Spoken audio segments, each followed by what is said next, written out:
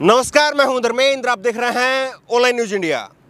इस वक्त सुबह के 5:30 बजे हैं और दूसरे चरण की वोटिंग के लिए हम नंदीग्राम जा रहे हैं। बाहर का जो नज़ारा है वो आपको नज़र आ रहा होगा। धुंध है, कोहरा है, क्योंकि ये हल्दिया का एरिया है। यहाँ हार्बर है, हार्बर की वजह से जो है वो फोग है। लेकिन कर्नाटक से बीजेपी के लिए बुरी खबर आई है।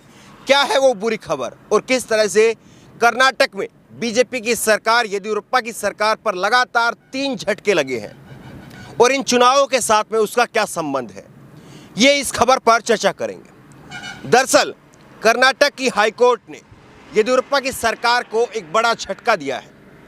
येदियुरप्पा की सरकार के खिलाफ एक एफआईआर दर्ज कराई गई थी। एफआईआर क्या थी? एफआईआर ये थी कि येदियुरप्पा की सरकार ने, बीजेपी की सरकार ने वहाँ पर चुनी हुई सरकार कांग्रेस की और जेडीएस जनता दल सेकुलर की सरकार को गिराने के लिए साजिश रची और उसके तहत जो है एक ऑडियो टेप वायरल हुआ था और इस ऑडियो टेप में एक विधायक के बेटे के साथ में बातचीत थी। उसको कहा गया था कि अपने पिता से वो कहें, उनको उनके साथ में सेटिंग करे कि वो सरकार से बाहर आ जाए। उनको पैसे और पद का लालच दिया गया था। ये ऑडियो टेप वायरल हुआ था और इसी को लेकर के एक एफआईआर दर्ज कराई गई थी। लेकिन कर्नाटक की सरकार ने कर्नाटक के हाईकोर्ट में कहा कि इस एफआईआर को रद्द किया जाए। लेकिन कर्नाटक की हाईकोर्ट ने इस एफआईआर को रद्द करने वाली याचिका को खारिज कर दिया है। यानी ऑपरेशन लोटस, अब उस पर जांच होगी और यकीनी तौर पर अगर ये जांच जो है सच साबित होती है तो बीजेपी में की सरकार येदियुरप्पा की सरकार के लिए किसी खतरे से कम नहीं होगी और यहाँ तक पहुँच सकता है मामला कि वहाँ पर बीजेपी की सरकार, येदियुरप्पा की सरकार गिर जाए। ये पहला मामला है। दूसरा मामला क्या है? दूसरा मामला ये है कि येदियुरप्पा के ही मंत्री रहे, इस वक्त में भी मंत्री हैं मौजूदा समय में, उन्होंने येदियुरप्पा के ऊपर आरोप लगाया है कि वो उनको काम नहीं करने दे रहे हैं, उनके मंत्रालय के लिए पैसा जारी नहीं कर रहे हैं।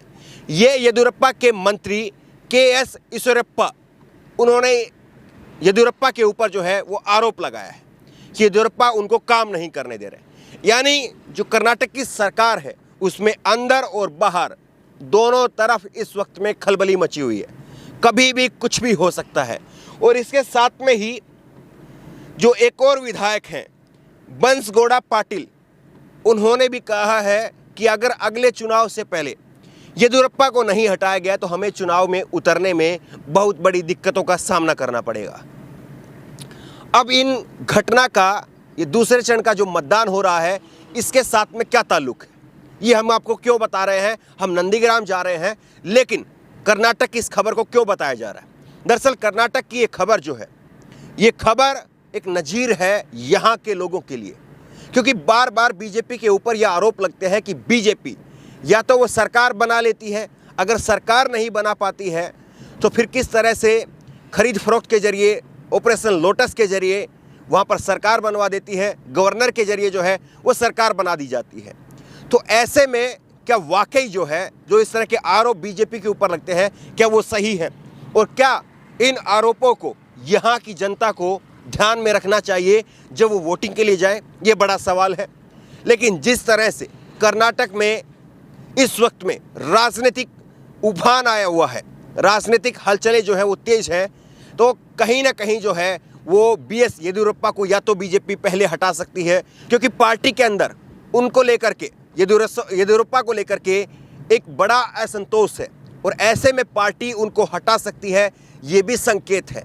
और ऑपरेशन लोटस की अगर जांच सही से हो पाती है, हाईकोर्ट ने जो याचिका खारिज कर दी है इस एफआईआर को रद्द करने वाली, तो अब ऐसे में बड़ा सवाल यही है कि क्या वाकई कर्नाटक की सरकार कुछ चंद दिनों की मेहमान है? ये बड़ा सवाल है। लेकिन जिस तरह से बार बार बीजेपी के ऊपर आरोप लगते हैं और अब दिल्ली के अंदर जो हुआ कि अगर सरकार नहीं बना पाई दिल्ली के अंदर, तो दिल्ली के अंदर केजरीवाल की सरकार के खिलाफ जितने भी अधिकार उनको थे वो अधिकार अब उपराज्यपाल को मिल गए। तो ऐसे में सवाल ये है कि ममता बनर्जी, उन्होंने भी चिट्ठी लिखी है। दूसरे चरण की वोटिंग से पहले ममता बनर्जी ने चिट्ठी लिखी है, जिसमें सोनिया, शरद पवार समेत तमाम विपक्ष के नेताओं को ये चिट्ठी लिखी गई है और इसमें कहा गया है कि बीजेपी के खिलाफ संवैधानिक लड़ाई लड़ने के लिए साझा मोर्चे की ज़रूरत है। सभी को एकजुट आने की ज़रूरत है। और यही चिट्ठी जो है वो कहीं ना कहीं कर्नाटक में जिस तरह से खबर आई है उसके साथ में अपने आप को लिंक करती है। इसलिए यहाँ के लोगों को ये सोचना चाहिए कि क्या वाकई बीजेपी संवैधानिक संस्थाओं के ऊपर हमला करती है? क्या बीजेपी के रहते संवैधानिक संस्थाएं सुरक्षित नहीं हैं? ये बड़ा सवाल है। लेकिन नंदीग्राम में आज क्या कुछ होने वाला है, ये सबसे बड़ा सवाल है, सब लोगों के जहन में है। नंदीग्राम में इस वक्त धारा 144 लगा दी गई है। 355 बूथ, 355 बूथ सेंसिटिव माने गए हैं, संवेदनशील माने गए हैं। और आपको बता दें कि 22 कंपनियां सुरक्षा बलों की अतिरिक्त तैनात की गई है। जितनी कंपनियां पहले थी उससे अतिरिक्त अब 22 कंपनियां और तैनात कर दी गई है। यानी नंदीग्राम पूरी तरह से पैक है। हम लोग भी नंदीग्राम से दूर ठहरे हुए हैं क्योंकि हमने पहले आपको बताया कि नंदीग्राम में होटल नहीं है, वहाँ पर सुरक्षा बल, मीडिया और बाहर से आए हुए लोग, कार्यकर्ता, पार्टी के लोग वो वहाँ पर मौजूद हैं। ऐसे में बड़ा सवाल यही है, क्या नंदीग्राम की जनता इन सारी घटनाओं को देख रही है, जिस तरह से दिल्ली के अंदर हो रहा है, जिस तरह से कर्नाटक के अंदर हो रहा है और जिस तरह से ममता बनर्जी अब खुद आकर के हमला कर रही है, तो क्या नंदीग्राम की जनता इन सब बातों को ध्यान में रखते हुए वोटिंग करेगी? लगातार यहाँ से जो सुरक्षा बल की गाड़ियाँ हैं वो जा रही हैं। चारों तरफ से जो है वो नंदीग्राम को एक तरह से किले में तब्दील कर दिया गया है। और नंदीग्राम में आज क्या कुछ होगा ये पल पल की अपडेट जो है वो आप तक पहुंचाते रहेंगे, ग्राउंड रिपोर्ट आप तक पहुंचाते रहेंगे, नंदीग्राम के लोगों के मन में क्या है वो आप तक पहुंचाते रहेंगे। लेकिन बड़ा सवाल यही है कि नंदीग्राम में आखिरकार क्या होने वाला है। एक और खबर आई कल शाम होते होते कि किस तरह से बीजेपी ने पीएफ का राशि पर जो ब्याज दर लगती है उस ब्याज दर को भी घटा दिया और उसमें सीनियर सिटीजन के लिए जो ब्याज दर मिलता है उसको भी घटा दिया गया।